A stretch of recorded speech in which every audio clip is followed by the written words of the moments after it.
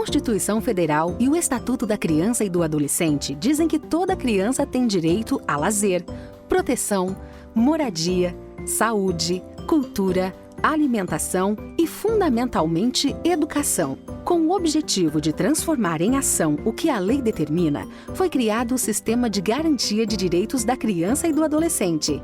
Este sistema estrutura-se em 3 frentes de atuação: defesa, promoção e controle. O eixo da defesa é representado pelo Conselho Tutelar, que zela pelo cumprimento dos direitos da criança e do adolescente. Também faz parte dele o Ministério Público, responsável por expedir documentos, cobrar a execução de serviços de saúde, educação e assistência, além de inspecionar entidades públicas e privadas. Já o eixo da promoção é composto por organizações que atuam na concretização desses direitos, como o Centro de Referência de Assistência Social, o CRAS, as Unidades Básicas de Saúde e os equipamentos de lazer e cultura, como clubes da comunidade e centros da juventude. E, por fim, o eixo do controle, formado, por exemplo, pelo Conselho Municipal dos Direitos das Crianças e dos Adolescentes e o Conselho Nacional dos Direitos da Criança e do Adolescente.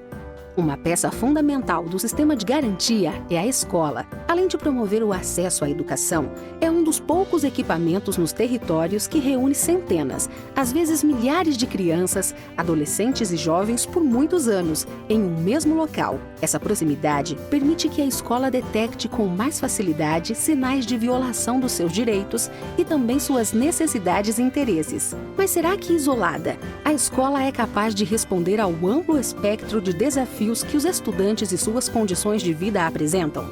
Será que sozinha ela consegue dar conta de todos os elementos que uma formação integral exige? É a partir de uma relação estreita de confiança com os equipamentos do sistema que a escola consegue buscar respostas a esses desafios. A experiência mostra que, trabalhando em rede, os diferentes agentes que atuam no território podem compartilhar informações e estabelecer estratégias integradas que podem, de fato, apoiar o desenvolvimento dos estudantes. Além disso, a relação com o território também é importante na medida que concretiza o próprio direito à educação, uma vez que a cidade oferece inúmeras oportunidades educativas que estão fora dos muros da escola. Estas oportunidades, quando incorporadas ao itinerário formativo dos estudantes, fazem da aprendizagem um caminho mais rico em interações e, portanto, mais efetivo. Assim, nesta rede formada pelas escolas, equipamentos de saúde, assistência social, cultura e esporte vão se constituindo como territórios educativos, em que a educação de todos e de cada um torna-se um compromisso coletivo. Em municípios grandes como São Paulo, encontrar territórios educativos nem sempre é fácil. No entanto, algumas unidades escolares conseguem driblar as dificuldades e trazer avanços importantes na conquista dos direitos da infância e da adolescência. No Parque Bristol, a Escola Municipal Professora Mara Cristina Tartaglia Sena estabeleceu diálogo constante com a UBS Eduardo Resquilian. No distrito de Raposo Tavares, Solano Trindade e Maria Alice Guion mantêm uma agenda permanente com as agentes comunitárias da UBS Jardim Boa Vista para compreender melhor as reais necessidades das crianças e buscar soluções em conjunto. Há ainda diretorias regionais de ensino que cumprem um papel importante nessa aproximação, como a de Santo Amaro, por exemplo. Ela estimulou que as escolas Deputado João Sussumo Irata, Professora Isabel Vieira Ferreira e Padre Aldo da Tofori fizessem parte do projeto TEIA, trabalho envolvendo infância e adolescência, que há 15 anos relaciona questões de saúde ao processo de aprendizagem. Muitos dos casos que a escola nos encaminhava eram alguns casos de problemas físicos mesmo, né? Traziam alguns problemas de comportamento, a criança ficava extremamente agitada, irritadiça. Então a gente começou a estabelecer o seguinte: vamos primeiro agendar com o pediatra e depois, se ele vê que a criança fisicamente não tem nada, então vamos passar para o atendimento psicológico. E a participação da escola em algumas discussões de casos fez com que esses educadores fossem se capacitando, fossem ampliando o olhar. A criança vai para a escola, o professor observa aquela criança com um olhar qualificado todos os dias. Quanto aquela pessoa que caminha dentro dessa rede percebe que os serviços estão ligados. Uma mãe que percebe que a escola fala com a unidade de saúde. A unidade de saúde agenda uma consulta para a escola comunica para aquela mãe que ela tem uma consulta para aquela criança. E se ela não vem, a gente dá esse retorno para a escola e a escola fala, olha, a senhora não foi na consulta. Isso dá para aquela criança uma proteção. Não são apenas os equipamentos da saúde que se articulam às escolas na garantia dos direitos das crianças, adolescentes e jovens. A história da EMF, Presidente Campos Salles, por exemplo, só coleciona tantas conquistas em função de uma relação muito próxima com a UNAS, a União de Núcleos Associações dos Moradores de Heliópolis e Região. O processo de mobilização social que essa relação desencadeou teve como um dos principais resultados a formação de um bairro educador. Os moradores conquistaram o CEL Professor Arlete Persoli, formada pela própria Campos Salles, uma escola municipal, 3 centros de educação infantil e uma ETEC. O espaço conta ainda com um centro cultural, uma sala de espetáculo, biblioteca, ginásio e a Torre da Cidadania.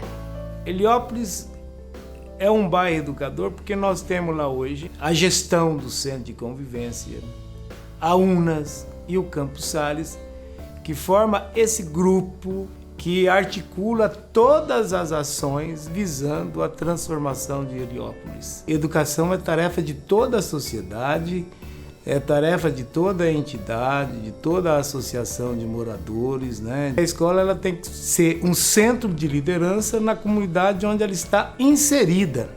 Houve uma assembleia de moradores coordenada pela UNAS, com mais de 400 moradores e com muitos professores da Escola Presidente Campos Salles, e foi votado que os princípios que iriam nortear a transformação de Heliópolis num bairro educador seria: tudo passa pela educação, escola como centro de liderança, autonomia, solidariedade e responsabilidade. A Escola Campos Salles, ela é essencialmente comunidade.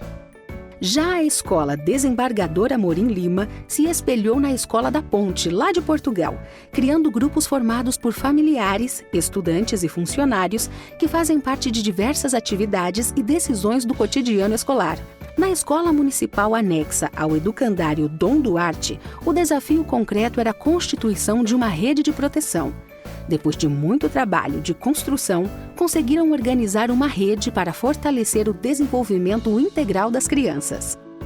A criança está envolvida num contexto social, numa família, no mundo, numa economia, num sistema. Então, às vezes, para ajudar uma criança a se estruturar, eu preciso que a mãe dela seja mais forte. E para ela ficar mais forte, talvez ela precise de uma assessoria, um atendimento médico que ela não dispõe, ou uma falta de estrutura financeira. O que a gente faz é tentar procurar parceiros e assim pensar junto com esses parceiros como é que a gente atende essa família por inteiro, essa criança por inteiro. A primeira aproximação foi com o CCA, que era o contraturno dessas crianças em questão. Como é que vocês faziam para atender esses meninos e dar estrutura e dar recursos? A partir do CCA, a gente procurou o Polo de Violência, que também nos ajudou com um trabalho psicossocial com esses meninos. Depois, a gente, conhecendo o Polo, a gente conheceu as pessoas do posto de saúde. E a gente começou a pensar nossas práticas de maneira multidisciplinar. O menino tem de verdade direito de permanecer na escola, independente das suas dificuldades. E para garantir isso, eu precisava garantir estruturas e recursos de outros direitos fundamentais desse menino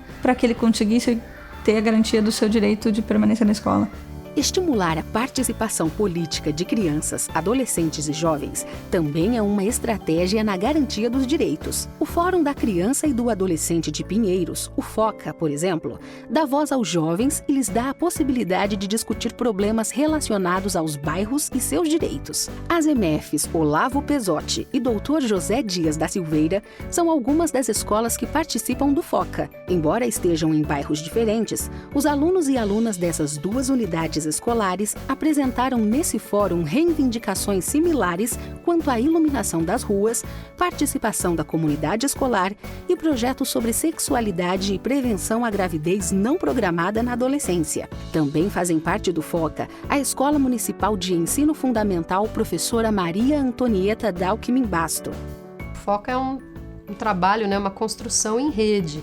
Importante espaço de participação direta das crianças e dos adolescentes. dos profissionais da educação, dos profissionais do desenvolvimento social, alguns profissionais da saúde também. A gente reúne por volta de mais de 60 a 80 crianças e adolescentes. Elas próprias apontam temas e necessidades. É um espaço de participação cidadã. Esses debates vão mostrando caminhos para se construir uma nova realidade. Tem a sua opinião valorizada e que, de certa forma, elas funcionam como representantes. Levam também para a sala de aula as discussões e as vivências que eles tiveram nas oficinas. Tem sido um espaço de formação e de multiplicação. Não fica restrito só a esse grupo, mas sim a todos aqueles que são representados por esses participantes. Uma proposta curricular inovadora também é uma poderosa ferramenta para concretizar os direitos da criança, adolescentes e jovens. A escola professora Cândida Dora Pino Pretini se transformou em um polo de educação bilíngue aberto à comunidade, primeiramente formando seus professores e funcionários em Libras e depois abrindo cursos para familiares de crianças com deficiência. O CIEJA Campo Limpo e o CIEJA Butantã também apresentam uma proposta diversificada de organização curricular e de jornada de estudos, apostando fortemente no trabalho da equipe escolar para garantir o acesso à educação de jovens e adultos. A primeira coisa é o acolhimento, com respeito, de saber que ele tem direito a essa escola. Nós atendemos através da flexibilização. No horário que ele não estiver trabalhando, ele pode estudar. São áreas de conhecimento.